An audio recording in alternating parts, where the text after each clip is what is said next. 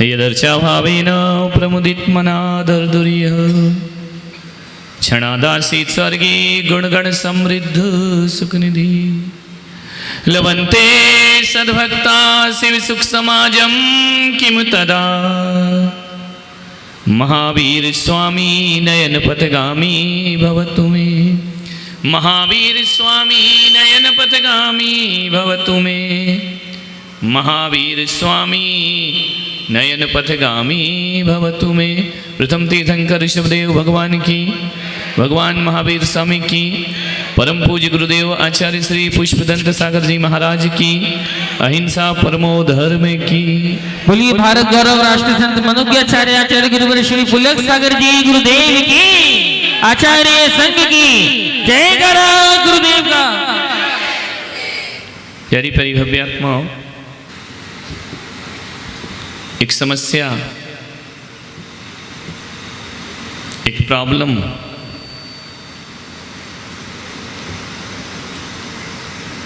हर किसी के जीवन में है।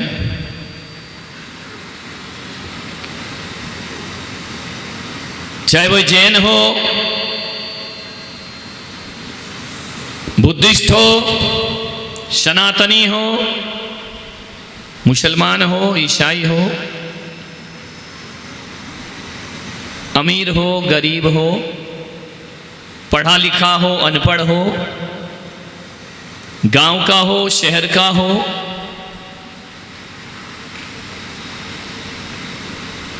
देश का हो, विदेश का हो, महिला हो या पुरुष हो, बच्चा हो या जवान हो या बूढ़ा हो, एक समस्या सबके जीवन में लगी है।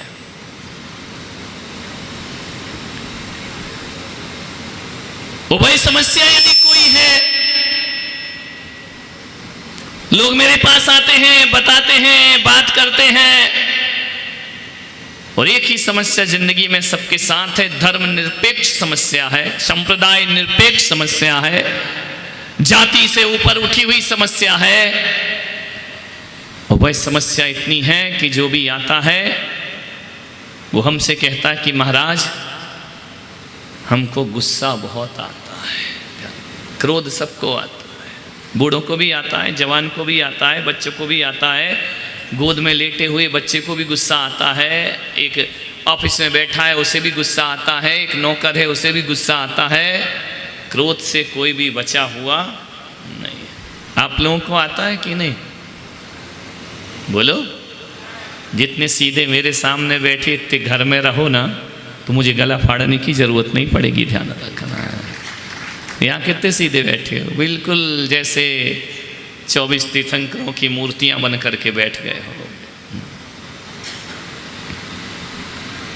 सबको गुस्सा आता है, सबको क्रोध आता है। क्रोध बड़ी सार्वजनिक समस्या है,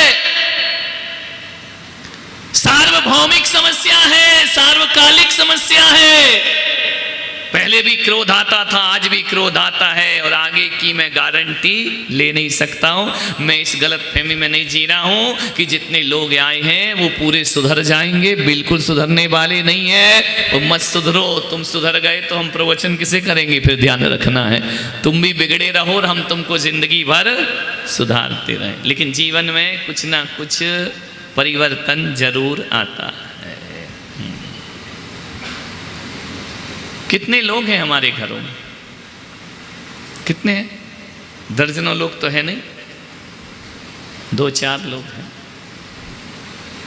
उनको मैनेज करते करते पूरी जिंदगी खत्म हो जाती है। इतना छोटा परिवार हो गया है, इतना एकल परिवार हो गया है, ऐसा जीवन हो गया है कि हमारे घरों में हम 2 और हमारे 2, ध्यान रखना, 2 भी मुश्किल हो रहे हैं, हम 2 हमारा 1 मानने वाले। 2 लोग 3 लोगों हैं।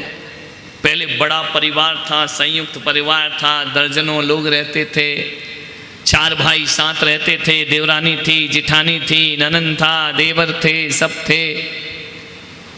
शायद उस समय इतना गुस्सा नहीं आता था। जब से छोटे परिवार हुए हैं ना, क्रोध बहुत ज़्यादा बढ़ गया है, ध्यान रखना। इतना क्रोध बढ़ गया, इतना क्रोध बढ़ गया।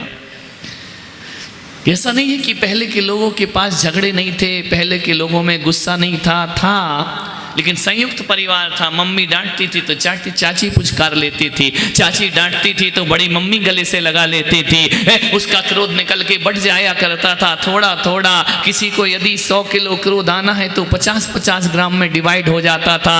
लेकिन अब बंटवारे का कोई सामान ही नहीं बचा है। अब मम्मी पापा हैं और बच्चा है, सारा क्रोध जो 100-12 लोगों में बंटता था, वो क्रोध आपका 3 लोगों में सिमट करके रह गया है। परिणाम ये हो रहा है कि पहले लोग आज कहते हैं कि छोटा परिवार सुखी परिवार, लेकिन रिजल्ट देखो तो लगता है छोटा परिवार सबसे ज्यादा दुखी परिवार। बड़ा परिवार है तो इतने दुख नहीं, इतनी परेशानियां नहीं है, इतनी तकलीफें नहीं है जितने छोटे परिवार में तकलीफ हो गई है। आज तलाक का ग्राफ बढ़ते जा रहा है, आज आत्महत्या का ग्राफ बढ़ते जा रहा है। कोई किसी की सुनने को तैयार, बाप कहता है मैं नहीं सुनूंगा, बीवी कहती मैं क्यों सुनूंगी, लड़का कहता मैं क्यों किसी की सुनूं, बेटी कहती मैं क्यों सुनूं, बहू कहती मैं भी किसी की सुनने वाली। कोई किसी की घर में सुनने को तैयार नहीं है। सुनने के लिए एक पुलक सागर बचा है, ध्यान रखना। जो आता है वो सुना के चला जाता है। घर की समस्याएं मुझे सुना देते, आपस में नहीं सुना करते हो। मान्यवर, आपसे मैं निवेदन करना चाहता हूं, एक आग्रह करना चाहता हूं। आज झुंझलाहट बढ़ गई है, आज गुस्सा बढ़ गया है, आज रोष बढ़ गया है, आज हमारे घरों में कलह मच रही है। ध्यान रखना मान्यवर, छोटा परिवार है उतनी ज्यादा कलह हमारे अंदर मौजूद हो गई है। एक बच्चा आया, बोले महाराज आजकल की मम्मियां पीटती क्यों? इनका मतलब क्या? बोले कुछ भी हो जाए तड़ातड़ एक गाल पे मार देती हैं, क्या करूं इन मम्मियों का? मैंने कहा मम्मी बदल ले, ध्यान रखना। बोली मम्मी कैसे बदल सकता हूं? तो मैंने कहा फिर अपनी आदत बदल ले, और क्या कर सकता है, 2 में से एक तो बदलना पड़ेगा, या अपनी आदत चेंज कर ले या अपनी मम्मी को बदल ले। बोले मम्मी तो नहीं बदलेगी। मैंने कहा खुद बदल जा मेरे बेटे, विचार करिए, आपको सोचना है। बोले आजकल की मम्मियां इतना पीटती क्यों है? मैंने कहा हाँ यार गुस्सा तो बहुत आता है तड़ातड़। आजकल तो मम्मियां बच्चों को तो छोड़ो, नहीं ऐसी बातें आपको डायरेक्ट समझ में आती है। मान्यवर बोले इतना झगड़ा क्यों होता है घर में, इतना तनाव, इतना डिप्रेशन क्यों होता है घर में? उनका मम्मियां शायद इसलिए ज्यादा पीटती हैं कि पहले संयुक्त परिवार थे, भरा पूरा परिवार था, 2-2 घंटे 1-1 घंटे कपड़े धोने में बीत जाते थे। अब तो कपड़ा धोना ही नहीं पड़ता है, बर्तन साफ नहीं करना पड़ता है, अब तो तुमको झाड़ू पोछा नहीं करना पड़ता है। अब तो ये जमाना आ गया है कि हाँ हमारी माताओं बहनों को पति की कसम दो तो उन्हें कोई फर्क नहीं पड़ता, नौकरानी की कसम दो तो बहुत फर्क पड़ता है। ध्यान रखना है, पति नहीं आए 4 दिन तो चलेगा, नौकरानी नहीं आए तो 1 दिन भी चलने वाला नहीं है। पति की जरूरत ही नहीं, बोले मैं नहीं आऊंगा, बोले कोई बात नहीं। नौकरानी कह दे मैम साहब 2 दिन नहीं आऊंगी, पसीना छूट जाता है, 2 दिन नहीं आएगी। ध्यान रखना है, नौकरानियां इतनी ज्यादा महत्वपूर्ण हो गई हैं। मान्यवर, आपसे निवेदन करना चाहता हूं कि पहले भी बच्चे होते थे, पहले भी संयुक्त परिवार था, गुस्सा आता था तो सारा गुस्सा कपड़े पर निकल जाता था, क्योंकि पहले की महिलाएं वो लकड़ी का होता था ना पीटने का, क्या बोलते हैं उसको, है ऐसे बोल रहे हैं जैसे बहुत पड़ी हैं तुमको, ध्यान रखना। उससे धोया जाता था कपड़े को, सारा गुस्सा निकल जाता था कपड़े पर, गुस्सा निकल गया, माइंड बिल्कुल फ्रेश हो जाता था। अब हमारी माताएं, हमारी मम्मियां कपड़े नहीं धोती हैं, अब वॉशिंग मशीन में धोया जाता है। अब कौन बचे, कपड़ा तो धोना नहीं है, बर्तन धोना नहीं है, ले दे के पप्पू है तो वो धुलते रहता है, पिटते रहता है। ध्यान रखिए, वो ही पिटते रहता है, उसके ही झगड़े होते रहते हैं, उसे ही मार पड़ती रहती है। मान्यवर, आज से निवेदन है, कलह बढ़ गया हमारे घरों में, झगड़े होते हैं।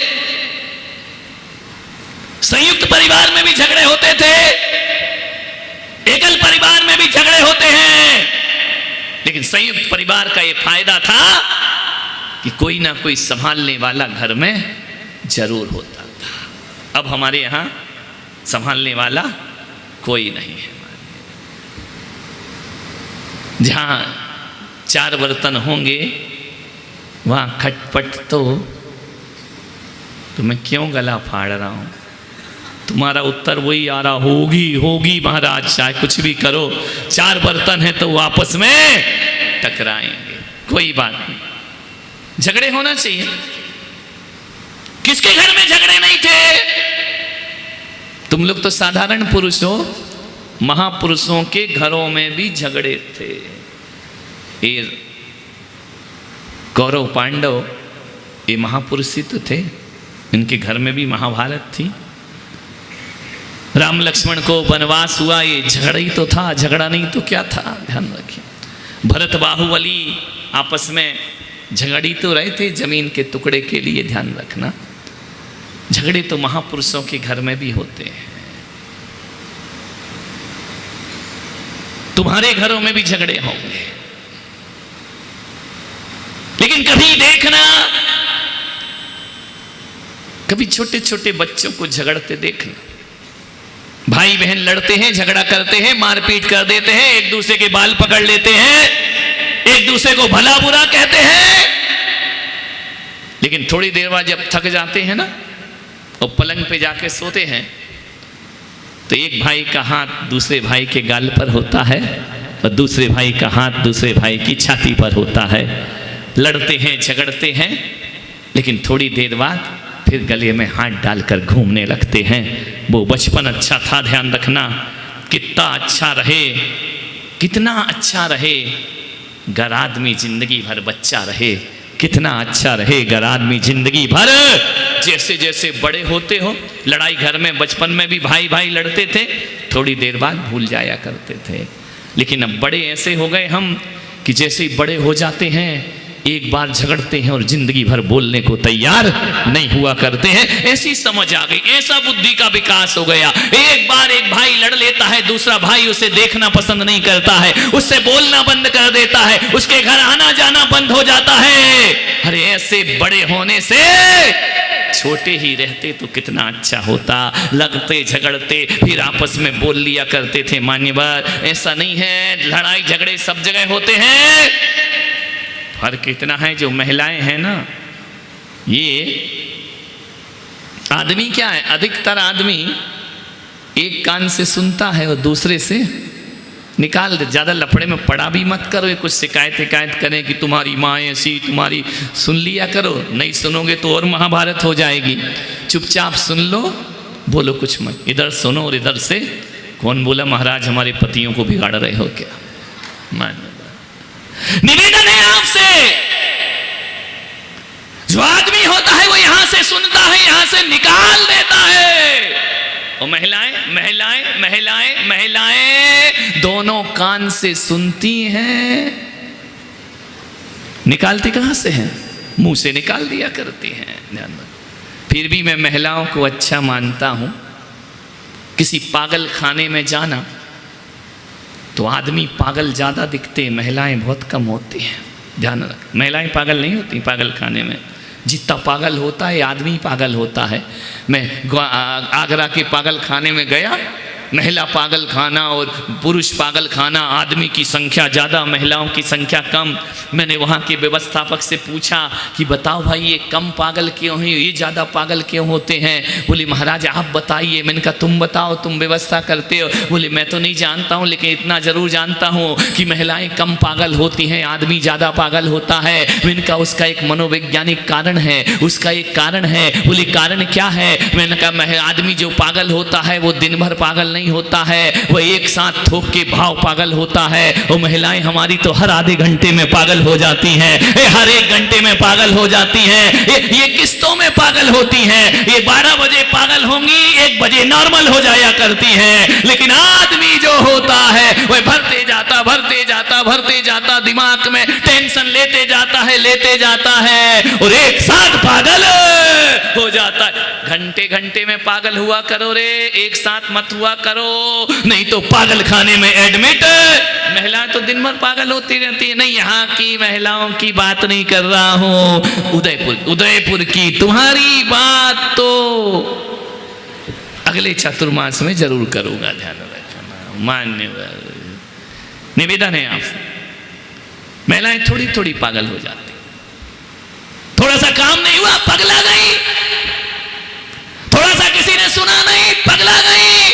लेकिन जितने जल्दी उफान आता है ये उतने जल्दी शांत भी हो जाती है। इसीलिए कहा है घर आदमियों से नहीं, घर महिलाओं से चला करता है, घर नारियों से चला करता। आदमी तो महाभारत रामायण ये बात अलग है कि महाभारत की कारण यही रही, रामायण की कारण यही रही, राम रावण के युद्ध में कारण यही बनी। लेकिन क्या मजे की बात है, कारण ये बनती हैं और गले तुम्हारे कटते हैं। ध्यान रखें, तलवारें तुम पे चला करती है। मान्यवर आपसे निवेदन कर रहा हूं, आपसे आग्रह कर रहा हूं, आपसे बड़ी विनम्रता पूर्वक कह रहा हूं, ध्यान रखिए। किन बातों पे झगड़ा होता है घर में, किन बात? जब शादी की थी तो क्या सोच के आए थे कि जिंदगी एक रंग भूमि है, नए नए रंग खिलेंगे, नया नया जीवन होगा।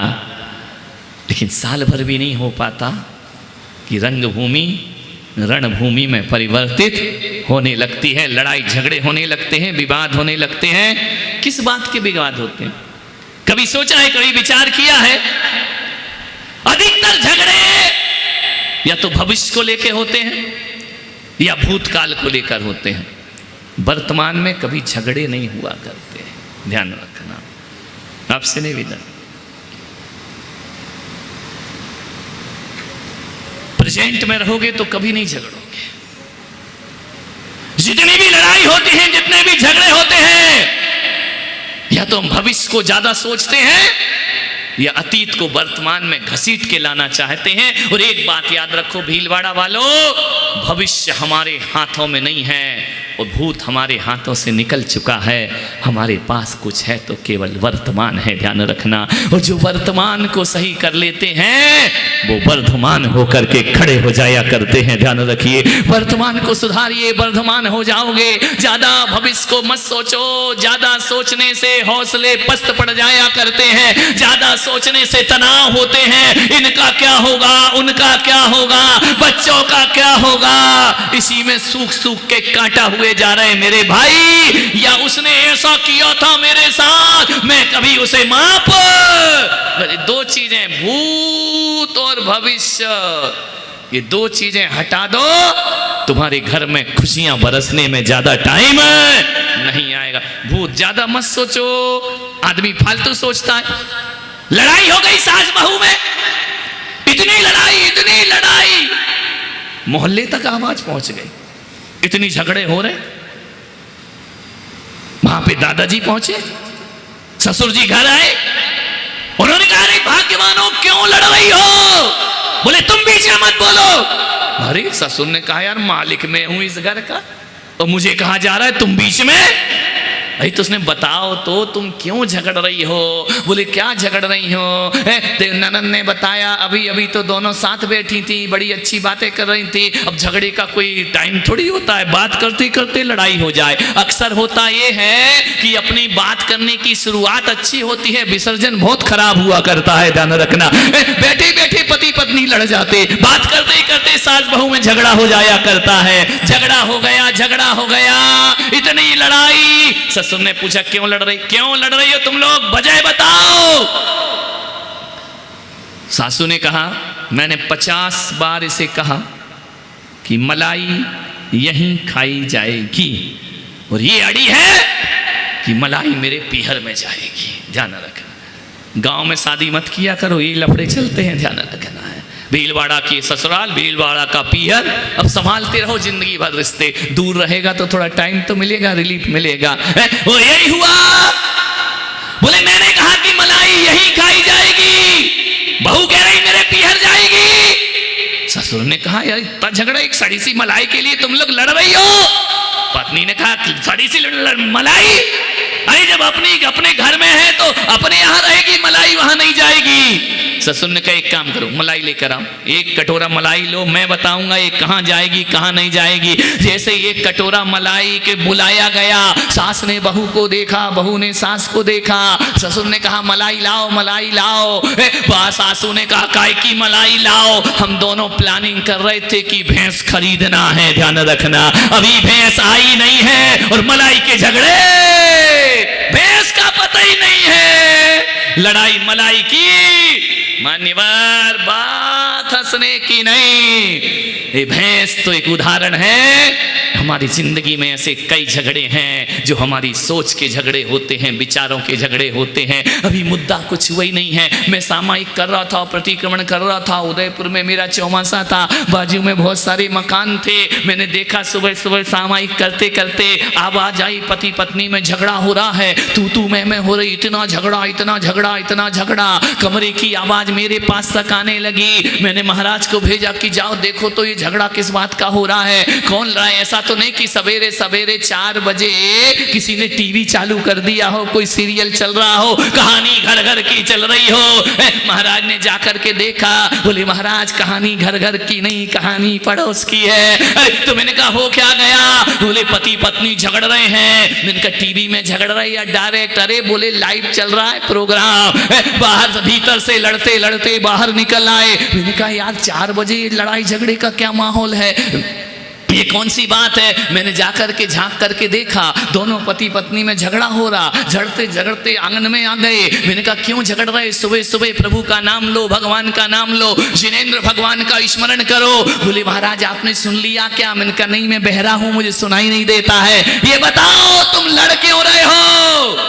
बोले महाराज हम दोनों 2:30 बजे रात से जग गए हैं।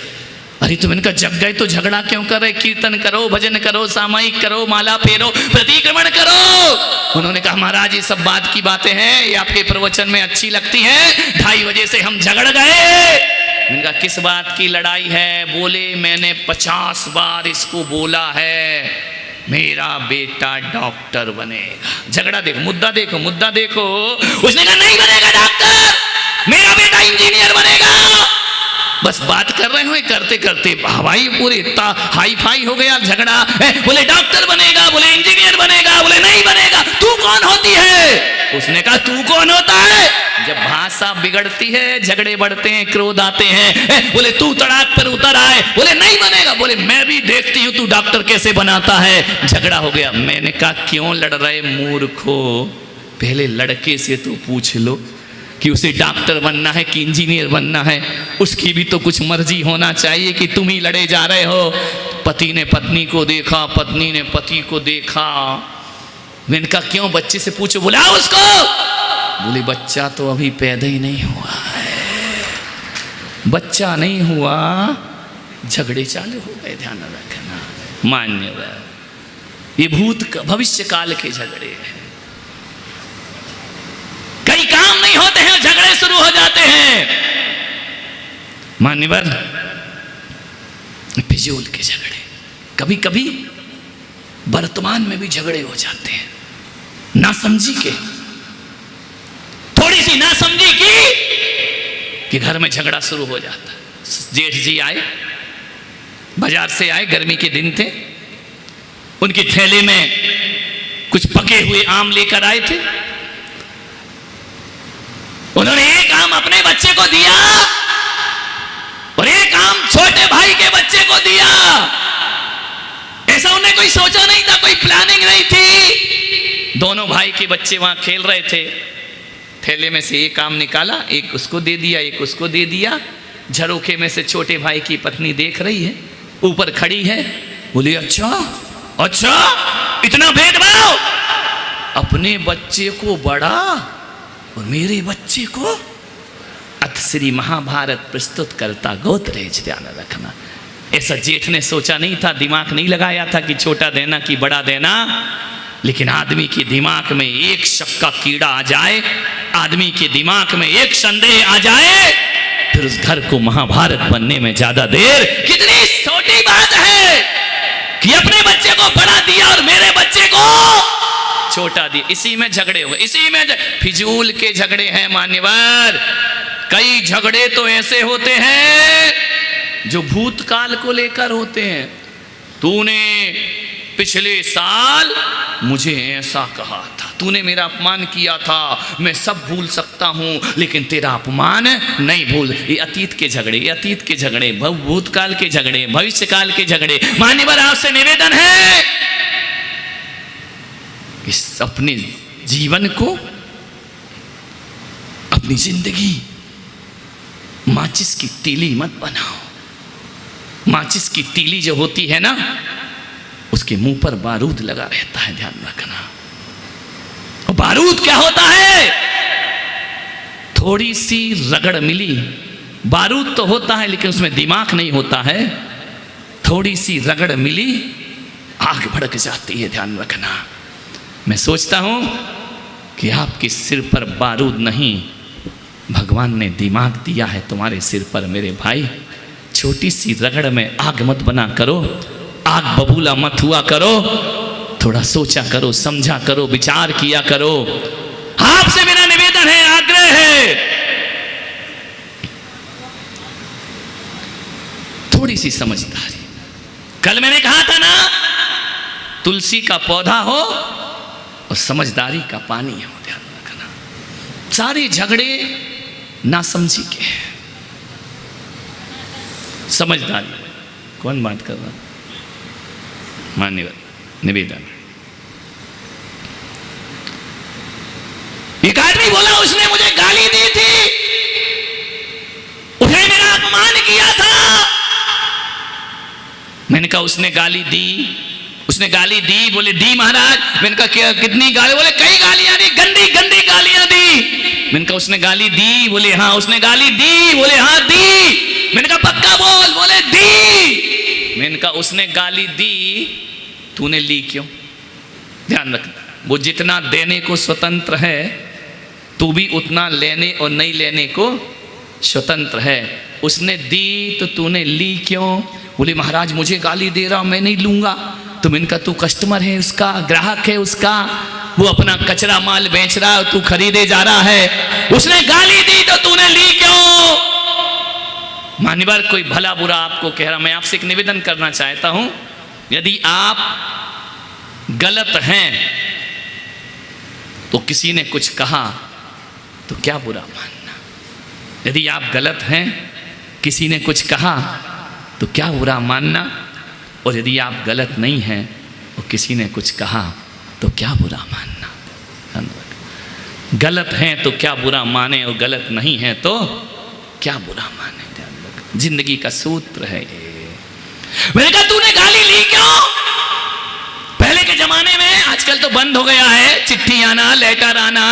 पहले चिट्ठी लिखा करते थे, चिट्ठी लिख देते थे, वो चिट्ठी जल्दी पहुंच जाए उसके लिए लोग क्या करते थे, उसमें टिकट नहीं लगाते थे, बैरंग चिट्ठी भेजा करते थे। बैरंग चिट्ठी जाती थी, उसमें टिकट नहीं होती थी, तो यहाँ से चिट्ठी गई और जैसे ही वहां सामने वाले को पहुंचती थी उससे डबल पैसा लिया जाता था। ध्यान रखना, यदि 1 रुपए की टिकट है तो 2 रुपए उससे लिया जाता था। और एक बात बताओ भीलवाड़ा वालों, यदि वो चिट्ठी ना छुड़ाए, 2 रुपया ना दे तो चिट्ठी का क्या होता था? चिट्ठी का क्या होता था? चिट्ठी, तुम लोग को, नए नए बच्चों को नहीं मालूम, तुमने कभी जिंदगी में चिट्ठी नहीं लिखी है, ध्यान रखना। इनसे पूछो, इनसे पूछो, मुझे हंसी भी बहुत आई और गुस्सा भी बेहिसाब आया। मुझे हंसी भी बहुत आई और गुस्सा भी बेहिसाब आया। जवानी में खत लिखा, बुढ़ापे में जवाब आया। जवानी में खत लिखा, बुढ़ा, पहले ऐसे ही होता था, ध्यान रखना है। चिट्ठी लिखी जाती थी, यदि वो चिट्ठी ना छुड़ाए तो वह जिसने लिखी है चिट्ठी लौट कर उसके पास वापस जाती थी और उसको डबल पैसा देना पड़ता था। मान्यवर आपसे मेरा निवेदन है, ये गाली भी एक चिट्ठी है, बैरंग चिट्ठी सामने वाला भेज रहा है, छुड़ाना नहीं छुड़ाना तुम्हारा काम होता है। और यदि तुमने उसकी गाली को स्वीकार नहीं किया तो वह गाली वहीं लौटकर जाती है जहां से चलकर आती है। आप क्यों स्वीकार कर लेते हैं? आप तो ऐसे है जैसे क्रिकेट मैच खेल रहे हो, गेंद उठी और फट से कैच लिया। नहीं मेरे भाई, दिमाग, आपसे मेरा निवेदन है, आग्रह है, चिट्ठी बैरंग चिट्ठी को कभी लो मत, वापिस कर दीजिए। ध्यान, कोई गाली दे एक्सेप्ट मत करो। एक्सेप्ट किया कि गुस्सा आया, मान्य वापिस कर दीजिए। एक बात याद रखना, 50 साल हो गए मंदिर जाते हुए, 40 साल हो गए सामयिक करते हुए, 20 साल हो गए भगवान का अभिषेक करते हुए, हमारा गुस्सा शांत नहीं हो पाया। किस काम की पूजा, किस काम का मंदिर, किस काम की वंदना कि हमारे जीवन से क्रोध का अंत नहीं हो पाया। मान्यवर, आपसे निवेदन है, 10 मिनट 40 मिनट सामयिक करते हो, 10 मिनट भी शांत नहीं रहते हो। मंदिर जाओ ना, तो मंदिर जाओ तो तीर्थंकर जैसी शांति वापस लेकर आओ। ध्यान रखिए, तीर्थंकर की मुद्रा, तीर्थंकरों की छवि देखो, थोड़ी शांति तो उनकी हमारे जीवन में उतरना ही चाहिए। मान्यवर, निवेदन है, गुस्सा आएगा, गुस्से को पंचर करना सीखो। साइकिल होती है ना, पंचर हो जाती है, गुस्सा भी साइकिल में टायर में भरी हुई हवा की तरह होता है। यदि उसे पंचर कर दिया जाए तो गुस्से की गाड़ी वहीं खड़ी हो जाया करती है। पंचर कैसे करोगे? होता है गुस्सा पंचर। बस एक नियम ले लो मेरा, प्रयास करो, साधना करो, संकल्प करो, एक नियम लेकर के जाओ, बस कुछ नहीं होगा तुम्हारे जीवन में। किसी भी परिस्थिति का, किसी भी हालात का, किसी के भी गुस्से का जवाब तुरंत नहीं देने का ध्यान रखना। कोई भी समस्या घर में आ जाए, कैसी भी परिस्थिति खड़ी हो जाए, इतना बोलना कि अभी रुको, इसका जवाब मैं आपको, तुम तो तुरंत बैठे हो है कि यहां बोला कि हम बिल्कुल वो शेर तो हम सवा शेर, ध्यान रहा, उसके हाथ में बेलन तो हमारे हाथ में चिमटा, बिल्कुल अस्त्र शस्त्र सैनिक बन करके खड़े हुए हो। नहीं मेरे भाई, कोई भी निर्णय तुरंत मत लेना। तुरंत में लिए गए निर्णय, आवेश में लिए गए निर्णय बहुत दुखदाई हुआ करते हैं। ध्यान रखना, थोड़ा पेशेंस रखो, इतना तो रखो कि आज नहीं, इसका जवाब मैं कब दूंगा, कल दूंगा। विचार बदल जाए। एक आदमी गुस्से में अपने एक दोस्त को चिट्ठी लिख रहा था, इतनी गालियां, इतना भला बुला, इतने गंदे गंदे शब्द। क्रोध जब भी आता है तो अच्छे शब्दों की हत्या हो जाती है, गलत गलत शब्द हमारी जुबान पर आते हैं। इतनी गंदी गालियां लिखी उसने पूरे पेज भर के। मैं गया, मैंने कहा क्या कर रहा है? बोले लेटर लिख रहा हूं। मैंने कहा किसको लिख रहा है? बोले दुश्मन को। मैंने कहा क्या लिखा? देखा तो इतनी गालियां। बोले बस महाराज मैं लेटर डालने वाला हूं उसको। मैंने कहा एक काम कर, मेरा एक निवेदन स्वीकार कर, आज नहीं कल डाल देना। कल? आज क्यों नहीं? मैंने कहा तू कल डाल देना, हो सकता है कल तक और अच्छी क्वालिटी की गालियां आ जाए तेरे दिमाग में। थोड़ा रुक जा, थोड़ा रुक जा। उसने कहा ठीक है, कल डाल दूंगा, आप कह रहे हैं तो कल डालूंगा। रात को बैठा, मैंने कहा एक बार पढ़ लेना। सुबह लेटर लिखा, रात को पढ़ रहा है। पढ़ते पढ़ते सोचता है यार इतने गंदे शब्द लिखता हूं मैं, ऐसी गालियां लिखता हूं, ये मेरा स्टेटस है, मैंने क्या लिख दिया। दूसरे दिन आया तो मैंने कहा क्यों रे, चिट्ठी डाल दी? बोले खा के डाल दी। मैंने कहा क्यों? बोले फाड़ फूड़ के डस्टबिन में डाल दी। मैंने कहा क्या हुआ? बोले मुझे ही पढ़ के शर्म आई कि मैं इतने गंदे शब्द लिखता हूँ, मैं आवेश में आकर लिख गया महाराज। और यदि आप नहीं आते तो शायद ये चिट्ठी उसके पास पहुँच जाती। मैं आपसे इतना ही निवेदन कर रहा हूँ, क्रोध एक तात्कालिक पागलपन है, टेम्परेरी पागलपन है, तात्कालिक पागलपन है ये। इसे थोड़ा सा वक्त दे दिया जाए तो क्रोध को पंचर होने में फिर ज्यादा टाइम नहीं लगा करता है। तुरंत जवाब मत दो, थोड़ा रुको, विचार करो। तुरंत नहीं, ईंट का जवाब पत्थर से नहीं मेरे भाई, नहीं। थोड़ा क्रोध से बचना है तो क्रोध को थोड़ा सा पंचर करने का प्रयास करिए अपने जीवन में। मान्यवर, एक सेठ था, लक्ष्मी आई, लक्ष्मी ने लगा सेठ तेरा मेरा समय खत्म हुआ, अब मैं तुझे छोड़कर जाती हूं। सेठ ने कहा चली जा, मुझे कोई परवाह नहीं, चली जाओ, हाँ चली जा, लेकिन एक बात याद रखना लक्ष्मी, कि जाते जाते इतना वरदान देना, मैंने 50 साल तेरी सेवा की है, हम बच्चों की समझदारियां कभी खत्म नहीं होना चाहिए। लक्ष्मी ने कहा देख सेठ, मैं जाऊंगी तो नुकसान देकर जाऊंगी, तेरे घर में नुकसान आएगा, बर्बादी आएगी, दरिद्रता आएगी, गरीबी आएगी। सेठ ने कहा परवाह नहीं, मगर लक्ष्मी तो समझदारी लेकर मत जाना मेरे घर से, मेरे घर का हर सदस्य समझदारी में जिए। ठीक है। सेठ घर पहुंचा, 4 बहुएं थी, शाम का वक्त था, छोटी बहू ने खिचड़ी बनाई। खिचड़ी बनाते बनाते वो अपने काम में मस्त हो गई। जिठानी आई बड़ी वाली, उसने कहा ये बड़ी भुलक्कड़ है, उसने लिया 1 चम्मच नमक खिचड़ी में डाल दिया, जबकि वो छोटी डाल के गई थी, ध्यान रखना, नमक डाल दिया। दूसरी बहू आई, उसने भी 1 चम्मच नमक डाल दिया। तीसरी बहू आई, उसने भी 1 चम्मच, रसोई एक थी, एक ही किचन था, सारी बहुओं ने उसमें चम्मच चम्मच भर के नमक डाल दिया।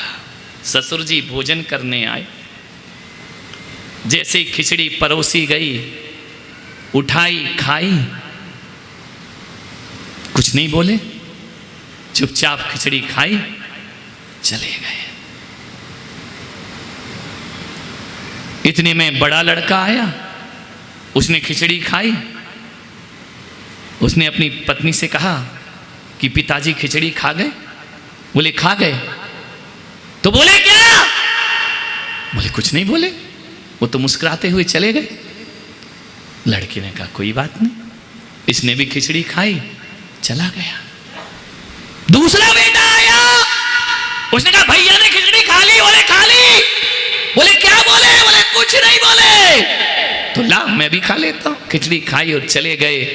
धीरे धीरे चारों बेटों ने खिचड़ी खा ली। बोला कोई भी कुछ नहीं। ध्यान रखना, जब बहुओं के खाने का नंबर आया और जैसे ही उनने खिचड़ी खाई, बड़ी बहू भी कुछ नहीं बोली, चुपचाप खा गई। दूसरी बहू वह भी चुपचाप खा गई, कुछ नहीं बोली। जब छोटी बहू का नंबर आया, उसने कहा गलती किसी की नहीं, गलती मेरी है। आज मैंने इतना नमक डाल दिया इस खिचड़ी में। लेकिन छोटी बहू की आंख में आंसू आए कि मैंने सुना था कि स्वर्ग आसमान पे होता है, लेकिन मुझे लग रहा स्वर्ग मेरे परिवार में है, स्वर्ग मेरे घर में है, आनंद मेरे घर में है, सुख मेरे घर में है। इतने सदस्यों ने भोजन कर लिया, लेकिन एक भी व्यक्ति ने आंख नहीं उठाई, एक भी व्यक्ति ने ऊंचे स्वर में बात नहीं करी। सारे लड़कों ने कहा कि जब मेरा बाप खा सकता है जहर, तो हम बच्चों को खाने में कोई दिक्कत नहीं होना चाहिए। इतनी समझदारी रही। दरवाजा खटखटाया, लक्ष्मी आई। उसने कहा सेठ देख वो नुकसान भाग रहा है खिड़की से कूदकर, देख वो गरीबी भाग रही है दूसरे दरवाजे से, देख दरिद्रता तेरे घर से दूर हो रही है। सेठ ने कहा क्यों, क्या हुआ? बोले जिस घर में इतनी समझदारी हो उस घर को छोड़ के लक्ष्मी कभी जाती नहीं। इतने समझदार लोग हैं। मैं तुम्हारे घर को छोड़ के कैसे जा सकती हूँ। सेठ ने पूछा कि लक्ष्मी एक बात बताओ, तुम्हारा निवास कहाँ है। गुरुवो यत्र पूज्यन्ते वाणी यत्र सुसंस्कृता अदंतो कलहो यत्र तत्र शक्र वहाम्यहम्। लक्ष्मी ने कहा, जिस घर में, ध्यान रखना भीलवाड़ा वाले सूत्र याद रखना, लक्ष्मी का वचन है ये, पुलक सागर का नहीं। लक्ष्मी ने कहा, गुरुवो यत्र पूज्यन्ते, जिन घरों में गुरुओं की पूजा होती है, वाणी यत्र सुसंस्कृता, जिन घरों में वाणी में सभ्यता होती है, अदंतो कलहो यत्र, जिन घरों में कलह नहीं होती, वहां लक्ष्मी का वास हुआ करता है। ध्यान रखना है, कलह जहां होगी वहां लक्ष्मी भाग जाएगी तुमसे। नोटों की गड्डियां रखी रहेंगी, अकेली गड्डियों को लक्ष्मी नहीं कहते हैं, जीवन के सुख चैन को लक्ष्मी कहा जाता है। एक बहू मेरा बांसवाड़ा में चतुर्मास हुआ, सवेरे सवेरे दर्शन को आई और आकर के बोली, महाराज मेरा अंतिम प्रणाम स्वीकार करो। मैंने कहा क्या कर रही, संथारा ले रही है क्या? उम्र तो नहीं लगती है, 35-40 साल की, तू अंतिम प्रणाम क्यों? बोले अब मैं अपने पीहर जा रही हूं। तुम इनका जा रही है तो चौमासा है, 4 महीने में, 4 महीने वहीं रहेगी क्या? बोले नहीं, अब मैं कभी नहीं आऊंगी लौट के इस घर में। मैंने कहा क्यों नहीं आएगी? बोले नहीं महाराज, नरक है नरक। मैंने कहा तेरा घर नरक है? कल तो मेरा आहार हुआ है, मुझे प्रायश्चित लेना पड़ेगा कि मैंने नरक में आहार ले लिया। बोले नहीं महाराज, हंसने की बात नहीं है महाराज, मैं अब इस घर में कभी नहीं रह सकती। मैंने कहा क्यों? तो बोले हमारे जो ससुर जी हैं ना, उनसे बहुत परेशान हो गई मैं। मैंने कहा क्या कर दिया उनने? दिन भर बड़बड़ बड़बड़ बड़बड़, और रिटायरमेंट जो हो गया है, पूरे दिन बुढ़ा घर में बैठा रहता है, bug bug bug bug bug bug, कहीं जाओ, कहां जा रही है, कहां से आ रही है, किटी पार्टी में क्यों गई, ऐसे कपड़े क्यों पहने, जीना हराम कर दिया महाराज मेरा। मैं इस घर में नहीं रह सकती। मैंने अपने पति को कह दिया, या तो ये बूढ़ा घर में रहेगा या मैं घर में रहूंगी। ध्यान रखना, मेरे पति ने कहा मैं अपने बाप को नहीं छोड़ सकता हूं, तो मैंने कहा मैं तुझे छोड़कर मैं जा रही हूं महाराज, मुझे आशीर्वाद दो, मैं सुखी रहूं। मैंने कहा खाक सुखी रहेगी, अपना घर छोड़ के सुखी रहेगी, तू कहां जाएगी? बोले नहीं महाराज, मैं अब इस घर में नहीं रहने वाली। मैंने कहा पक्का कर लिया? बोले बिल्कुल पक्का। मैंने कहा तलाक दे देगी? बोले दे दूंगी। मैंने कहा बच्चे का क्या होगा? बोले जिसका है उसे पकड़ा दूंगी, चली जाऊंगी, मैं पढ़ी लिखी हूं, खुद जॉब करूंगी, खुद कमाऊंगी। ये दुष्परिणाम है समाज में, ध्यान रखना। मैंने कहा बेटा तू मुझे क्या मानती है? बोले अपना गुरु, अपना भगवान, अपना आराध्य। तो मैंने कहा मेरा एक कहना माने? बोले महाराज सब मान लूंगी, ये मत कहना कि पीहर नहीं जा, वो तो मैं जाऊंगी। मैंने कहा तू चली जाना, एक कहना मान ले, कल मोक्ष सप्तमी है, पूरे शहर में जुलूस निकलेगा, हजारों लोग सड़कों पर होंगे, पारसनाथ का जय जयकारा होगा, श्रीफल चढ़ेंगे, लाड़ू चढ़ेंगे, 23-23 किलो का लाड़ू चढ़ेगा।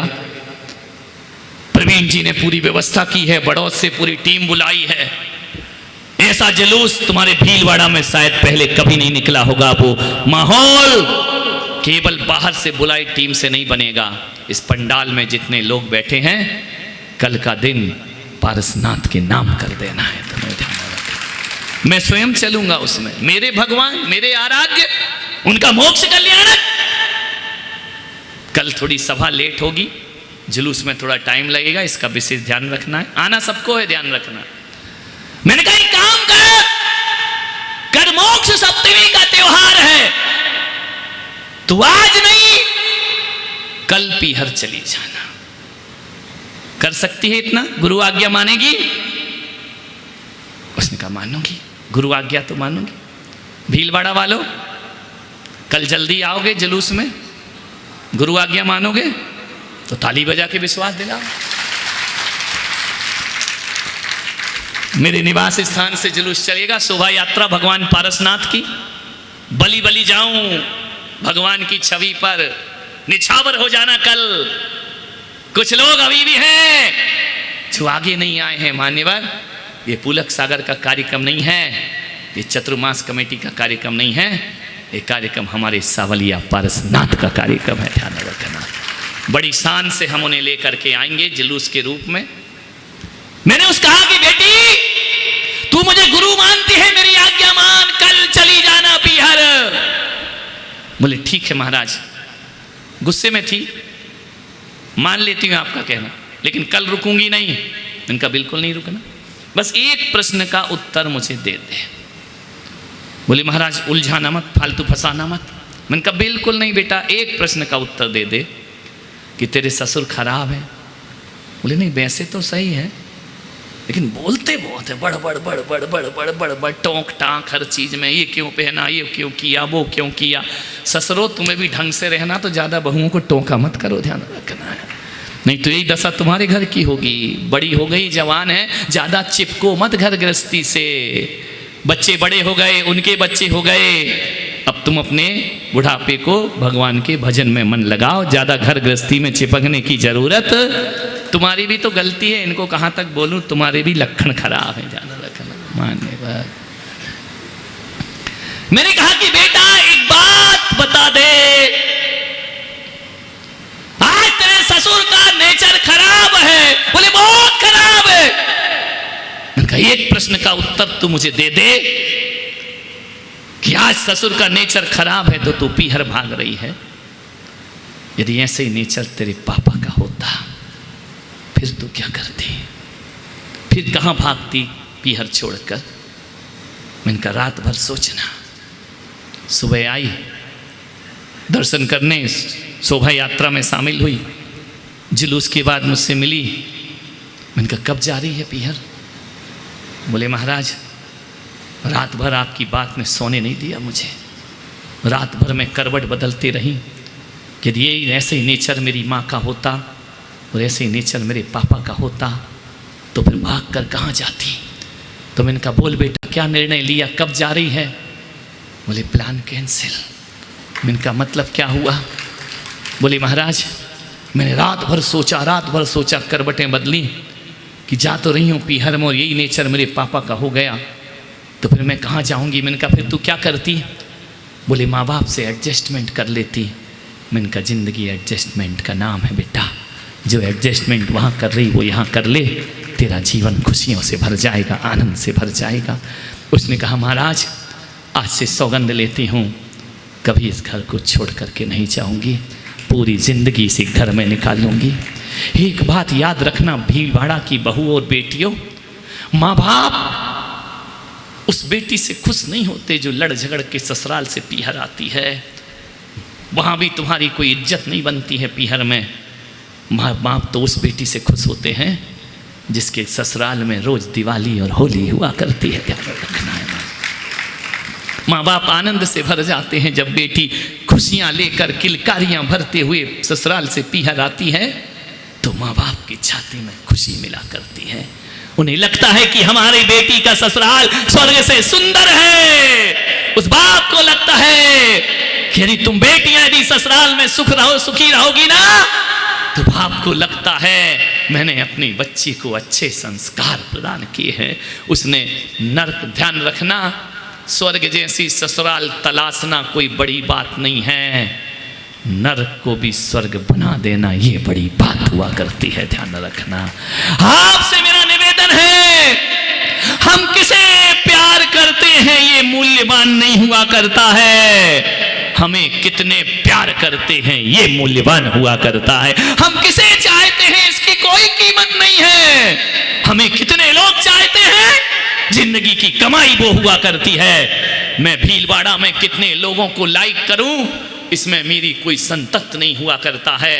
ये हजारों लोग मुझे लाइक कर रहे हैं, ये मेरी संत की साधना हुआ करती है। ध्यान रखना, हमारी पसंद की ससुराल मिले वो जिंदगी नहीं। हम तो उस समाज की बेटियां हैं कि कोढ़ी के साथ शादी कर दो तो हम अपने पुरुषार्थ से उसकी देह को कंचन में परिवर्तित कर दिया करते हैं। हम तो उस संस्कारों में पले हैं कि कोई खंड प्रस्थ देता है तो हम उसे इंद्रप्रस्थ बना करके खड़ा कर दिया करते हैं। कोई ससुराल गलत नहीं होती है मान्यवर, जो बेटी पीहर की दम पे जीती है ना, और जो पीहर वाले बेटी को ज्यादा सपोर्ट करते हैं, उस बेटी का घर उजड़ने में ज्यादा समय नहीं लगा करता है। मान्यवर, आपसे निवेदन है, आपसे आग्रह है, आवेश में जिंदगी में कोई निर्णय नहीं लेना चाहिए अपने जीवन में। मान्यवर, आपसे निवेदन कर रहा हूं, आपसे आग्रह कर रहा हूं, आपसे बड़ी विनम्रता के साथ निवेदन है। 4 लोग घर में हैं, मैं आपसे निवेदन करता हूं, अभी पर्युषण पर्व आएगा, श्वेतांबर समाज का भी आएगा, स्थानक समाज का भी आएगा, दिगंबरों का भी आएगा। किसी के 8 दिन पहले आएंगे, किसी के 8 दिन बाद आएंगे। ये पूरी समाज, पूरे विश्व में ये जैन समाज उन 8 दिनों में, 10 दिनों में पूरे भारत को तपोवन बना के रख दिया करते हैं। इतनी तपस्या करते, इतनी तपस्या करते हैं, मांस खमन करते हैं, बरसी तप करते हैं, 10-10 दिन के उपास करते हैं, 8-8 दिन अठाई किया करते हैं। मेरा निवेदन है, मैं सौभाग्यशाली हूं, मैंने ऐसी समाज में, गौरवशाली में जन्म लिया है, ध्यान रखना। और ऐसी समाज में मैं संत बना जहां भोगों के लिए नहीं, त्याग तपस्या की होड़ लगा करती है। अभी देखना, हजारों लोग देश में अन्न छोड़ेंगे, भोजन छोड़ेंगे, पानी छोड़ेंगे। ये तपस्याओं का सीजन आ रहा है। लेकिन मेरा आपसे इतना निवेदन है, 1-1 साल भूख सहन करते हो, प्यास सहन करते हो, 10-10 दिन भूख सहन करते हो, पानी की प्यास सहन कर लेते हो। तपस्वियों, तुम्हारी तपस्या को नमन करने का मन करता है। लेकिन मैं पुलक सागर आपसे आग्रह कर रहा हूं कि 1-1 महीने 16 कारण करती हो, अन्न नहीं लेती हो, पानी नहीं पीती हो। आपसे निवेदन है बड़ी विनम्रता के साथ कि 1-1 महीने, 1-1 साल, 1-1 माह भूख सहन कर लेती हो। पुलक सागर निवेदन कर रहा है कि यदि इतनी भूख और पानी प्यास सहन करने की ताकत है तो कम से कम किसी की 2 बात भी सहन कर लिया करो। रोज पर्युषण हो जाएगा, रोज पढ़ाई हो जाएगी, रोज तुम्हारे घर में आनंद। भूख सहन करने को पर्युषण नहीं कहते मेरे भाई। घर में 4 लोग हैं, किसी ने कुछ कह दिया, 2 बात सहन कर लो, इससे बड़ी तपस्या और कोई नहीं हुआ करती है। मैं चाहता हूं कि इस चतुर्मास में जो भी तपस्वी लोग हों, मैं कहता हूं कि 1 टाइम भोजन की चाहे 2 टाइम कर लो, तुम्हारा भगवान नाराज नहीं होगा। लेकिन किसी की 2 बात सहन कर लो, इससे बड़ी साधना, उससे बड़ी समता दुनिया में कोई दूसरी नहीं हुआ करती है। 2 बात सहन नहीं होती। किसी ने कुछ कह दिया, आग लग गई। ध्यान रखना, निवेदन है, कंट्रोल करो अपने मन को, अपने चित्त को। 2 बातें सहन हो जाए ना, तो धरती स्वर्ग समान होगी, तुम्हारा घर स्वर्ग होगा। तुम सोचते हो कि मांस खमन करने से, बरसी तप करने से, 10 लक्षण करने से हमें स्वर्ग मिलेगा। मैं कहता हूं 2 बातें सहन कर लो, मरने के बाद स्वर्ग की मैं गारंटी नहीं दूंगा, जीते जी तुम्हारे घर को स्वर्ग बना करके मैं खड़ा कर दूंगा। 2 बात सास सहन कर ले, 2 बात बेट बहू सहन कर ले, 2 बात ससुर जी सहन कर ले, 2 बात भाई सहन कर ले। इतना कठिन है क्या? भूख सहन करना कठिन है, 2 बात सहन करना इतना कठिन है।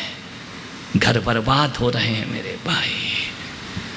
कभी भी जुबान खारी मत करो और आंख लाल मत करो जीवन में। ध्यान रखो, आपसे आग्रह है। क्रोध जब भी आता है तो अकेला नहीं आता, पूरी टीम है उसकी, विद फैमिली आता है। ध्यान रखो, अकेला नहीं आता। अकेला तो डरता है क्रोध, बहुत डरपोक है क्रोध, डर भी जाता है। लेकिन क्रोध जब आता है पूरी फैमिली के साथ आता है।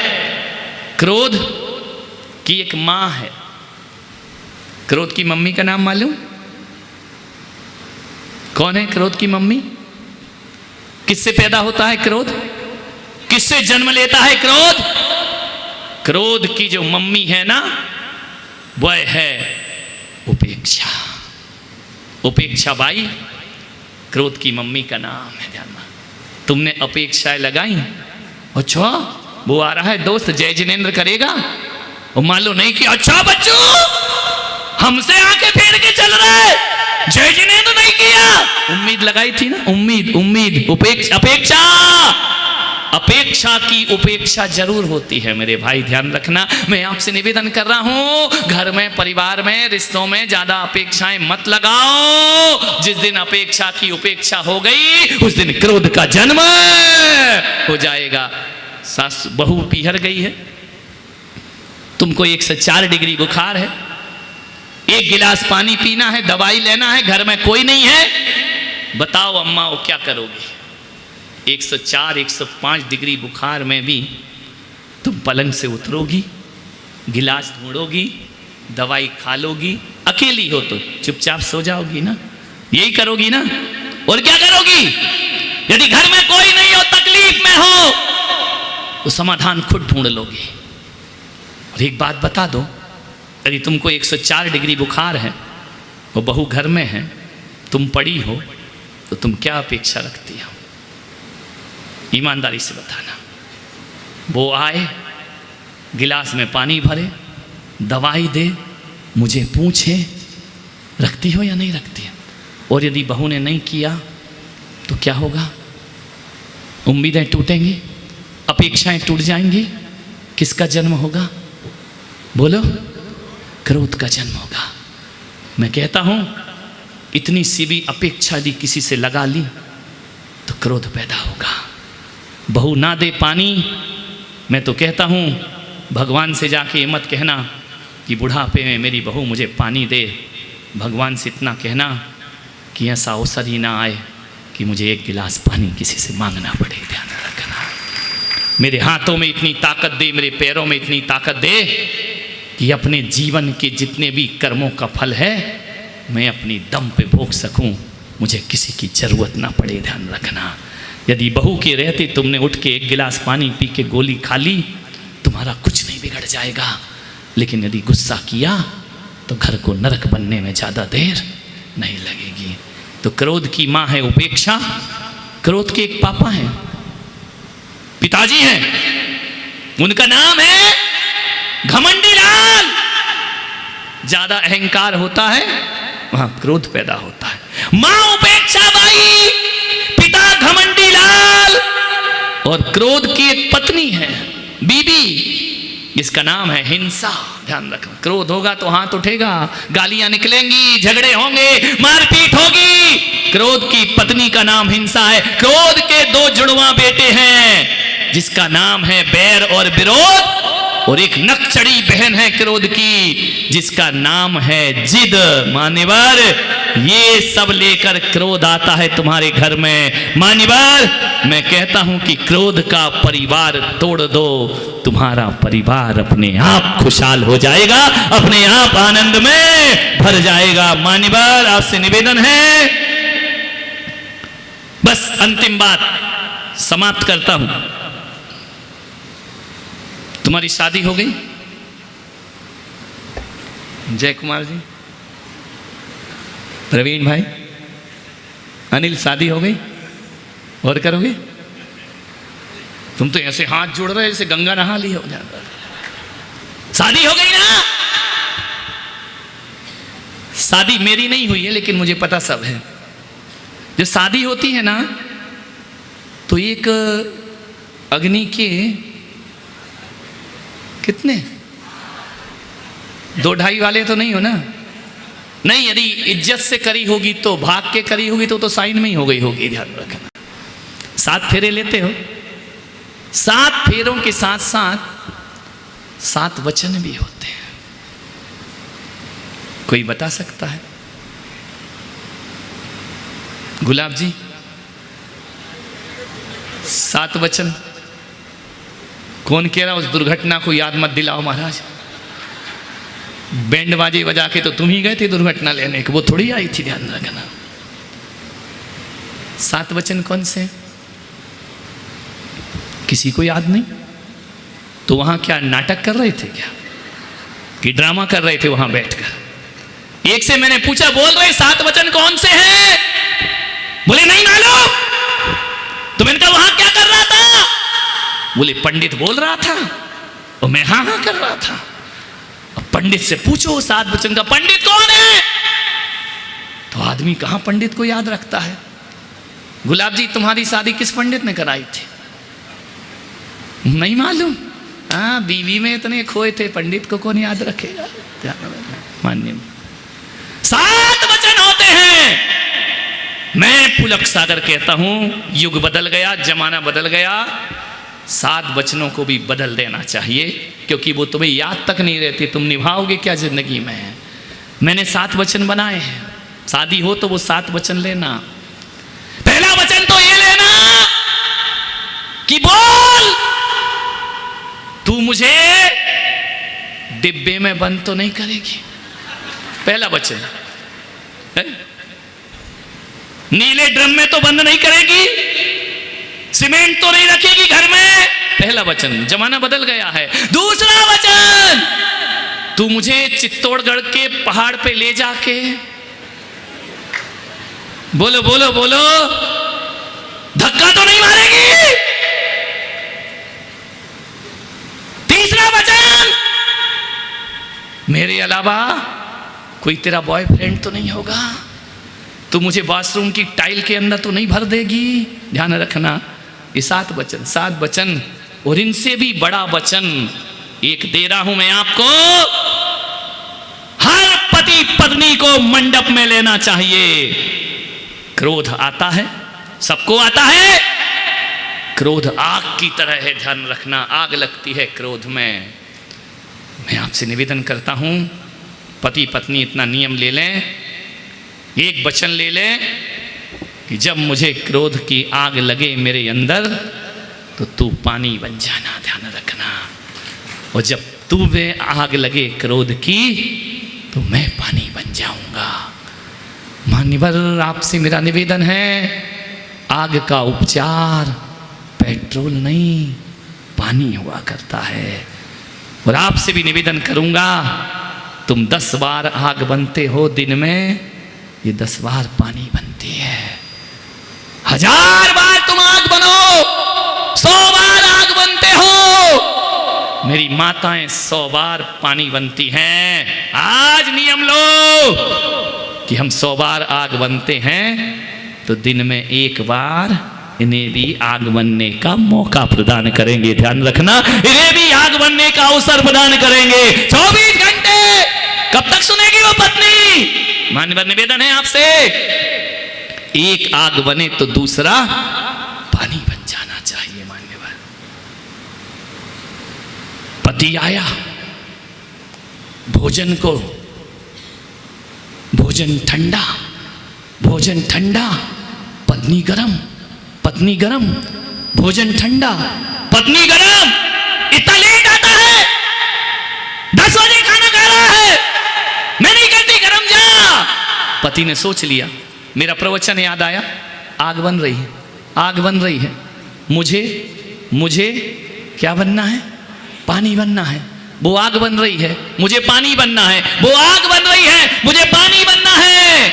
पति ने लिया भोजन की थाली, पत्नी के सिर पर रख दी। बोले क्यों, ये क्या कर रहा है, पागल है क्या? बोले कुछ नहीं कर रहा हूं, खाना गरम कर रहा हूं, क्योंकि तेरा मूड गरम है। ध्यान रखना है, गरम हो जाएगा मैं खा लूंगा। पत्नी ने कहा, वाह रे भोलू राम, खाना उठाया, तुरंत गरम करने चली गई। ध्यान रखना, तुम भी आग बन जाते तो आग लग जाती। मान्यवर, निवेदन है आपसे। पत्नी ने कहा, मैं चली पीहर। इनके 2-3 तो रास्ते, या तो रोने लगेंगी, या ले दे के पीहर की धमकी, या फिर कहीं मैं मर जाऊंगी। ध्यान रखना है। बोली मैं चली पीहर, फटाफट कपड़े लगा रही, अटैची में रख रही, जा रही। पति ने कहा, आग बन रही, आग बन रही, आग बन रही है, पानी बनना है, पानी बनना है। कैसे पानी बनो? पूछा, कहां जा रही? बोले चली पीहर, नहीं जाऊंगी तेरे साथ। पति ने कहा, पक्का जा रही? बोले हाँ। बोले पानी बन जा बेटा, पानी बन जा, ये आग बन रही है। पति ने कहा, फटाफट अपने कपड़े निकाले, अटैची लगाई। पत्नी ने कहा, तू क्या कर रहा है?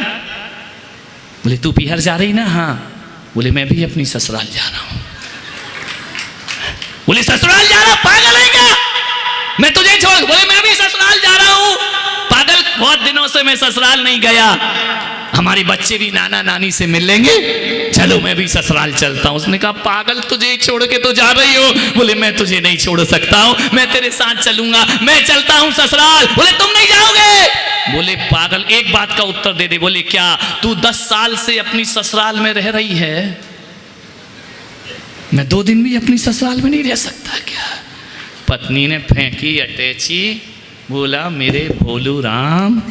पति ने कहा मैं काय का बोलू, मैं भोला तू भाला, आओ दोनों मिल जाएं तो भोला भाला। ध्यान रखना, आपसे निवेदन है, आपसे आग्रह है। बच्चों ने कहा पापा हम आपसे गुस्सा हैं, हम आपके साथ खाना नहीं खाएंगे। बाप ने कहा बच्चे आग बन रहे, आग बन रहे, आग बन रहे, पानी बनो, पानी बनो, पानी बनो। बोले बेटा हमारे साथ नहीं खाओगे? बोले नहीं खाएंगे पापा, तुम बहुत खराब हो। पापा ने कहा मैं बहुत खराब हूँ, मेरा बेटा बहुत अच्छा है, बहुत अच्छा बेटा है। बोले ज्यादा मत करो, हम तुम्हारे साथ खाना नहीं खाएंगे। बोले बेटा 5 साल से तू मेरे साथ खाना खा रहा है, चल आज मैं तेरे साथ खाना खाता हूँ। तू मेरे साथ मत खा, लेकिन मैं तेरे साथ खाना खाता। मान्यवर, समझदारी, समझदारी। रात को 12 बजे पत्नी के दिमाग में ना जाने क्या आया, उठी, एक गिलास दूध लाई। बोले उठो। बोले क्या हुआ? बोले दूध पी ले। बोले पागल हो गई क्या, 12 बजे रात को दूध दे रही है? शाम को तो तूने दिया नहीं। गुस्सा ठंडा हुआ, पानी बनी, पानी बनी। बोले पी लो दूध। पति ने कहा क्यों पी लो? बोले पी लो, तुम्हारे हाथ जोड़ रहे हैं, आज पी लो तुम दूध।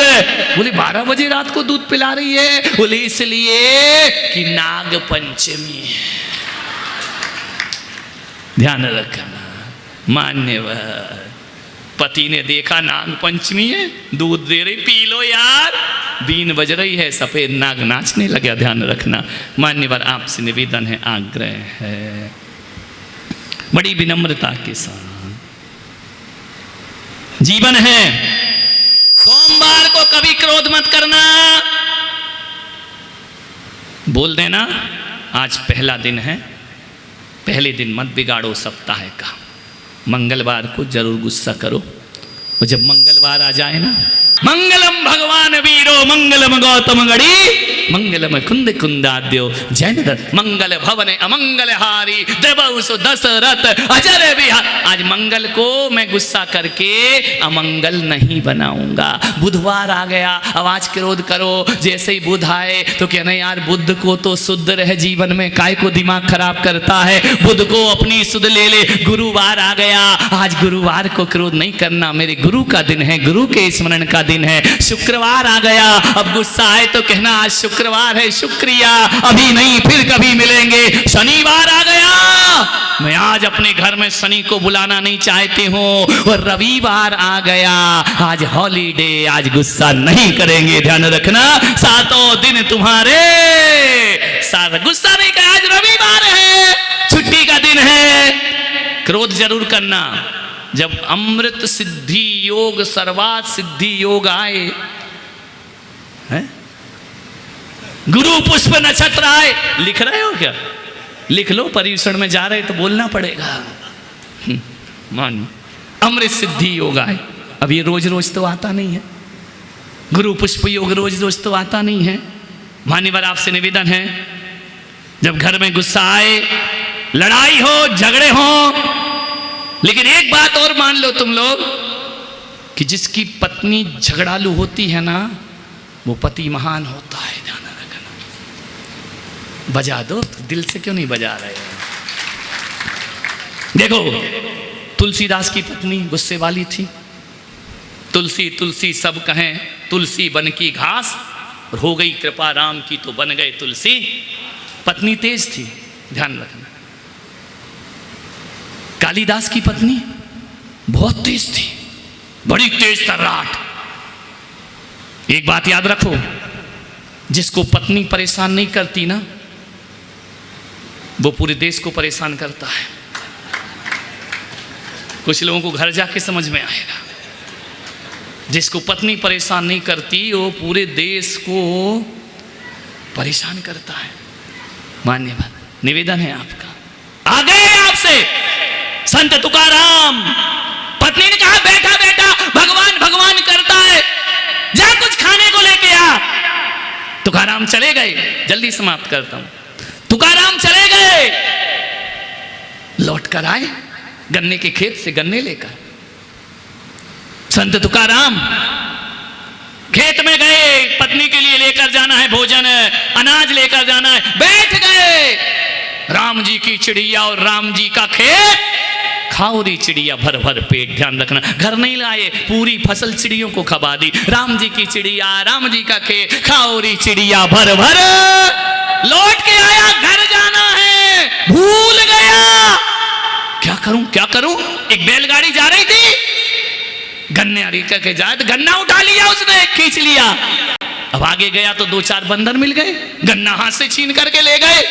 शाम दोपहर को घर पहुंचा, पत्नी का क्यों रे, क्या लाया क्या लाया क्या लाया तू? बोले गया तो भोजन लेने था। फिर क्या हुआ? बोले राम जी की चिड़िया, राम जी का खेत, खाओरी चिड़िया भर भर पेट, गन्ना लाया तो बंदरों ने छीन लिया। तो बोले अकेला आया हूं, कुछ नहीं लाया। पत्नी क्रोध में तमतमाई, एक घड़ा रखा था ठंडे पानी का, आया और पति पर गुस्से में पानी उड़ेल दिया। नहा गया तुकाराम। तुकाराम बोला मजा आ गया, मजा आ गया। अभी तक मैंने सुना था कि जो गरजते हैं वो बरसते नहीं हैं, आज पता चला मेरी पत्नी गरजती भी है और बरसती भी है। ध्यान रखना, प्रेम जीवन में मान्य। आग्रह है आपसे, निवेदन है, जीवन है। अपनी भूल करो कबूल, मन में रखो ना कोई सूल। दूसरों से हो जाए कोई भूल तो उसको जल्दी जाओ भूल। दूसरों से हो जाए कोई भूल, उसको जल्दी जाओ भूल। लाइफ हो जाएगी ब्यूटीफुल। ध्यान रखना है, जीवन को बदलने का प्रयास समय हो गया। आप सबने सुना, अनुग्रहित हूं। कल थोड़ा प्रवचन में समय लगेगा, वैसी मानसिकता बना करके आना। कल शोभा यात्रा है भगवान पारसनाथ की, पूरे चतुर्मास का पहला जुलूस होगा। कोई दिगंबर श्वेतांबर स्थानक नहीं, पारसनाथ के चाहने वाले भगवान की शोभा यात्रा में शामिल होकर के चलेंगे। मैंने यहां एक बार आवाज लगाई थी कि महावीर जयंती एक होना चाहिए। चारों संप्रदायों ने एक होकर के महावीर जयंती मेरे सानिध्य में की थी। अब महावीर जयंती तक तो मैं रुकूंगा नहीं, ध्यान रखना है। अब पारसनाथ का नंबर है, ध्यान रखिए। सभी समूह जितने लोग यहाँ बैठे, जैन क्या सभी को शोभा यात्रा में शामिल होना है। कल सम्मेद शिखर, रोज हर बार तुम सम्मेद शिखर जाते हो, इस बार हमने सम्मेद शिखर को चित्रकूट धाम में बुलाया है। कल विशाल सम्मेद शिखर होगा, अजब नजारा होगा। लोग नाचेंगे, गाएंगे, झूमेंगे, लाडू चढ़ेगा, पूजन होगी। आगे की जगह में इंद्राणी बैठेंगे। कौन वो सौभाग्यशाली हैं? 5-10 नाम रह गए हैं जो शोभा यात्रा में इंद्राणी बन करके चलेंगे। बड़े पात्रों का चयन हो गया है। आप कमेटी से संपर्क करें और शोभा यात्रा को महान बनाने का प्रयास करें। परसों से ज्ञान गंगा फिर ऐसे ही 8:30 बजे से शुरू होगी, चलती रहेगी, बहती रहेगी गंगा जब तक गंगा को सागर की प्राप्ति नहीं हो जाती है। आप उसमें डूबने का अभ्यास करेंगे। जावाणी के ज्ञान से सूझे लोकालोक, सोवाणी मस्तक धरूं सदा देत हों धो। हे जिनवाणी भारती तो ही जपो दिन रैन, जो तेरा शरणा गए सो पावे सुख चैन।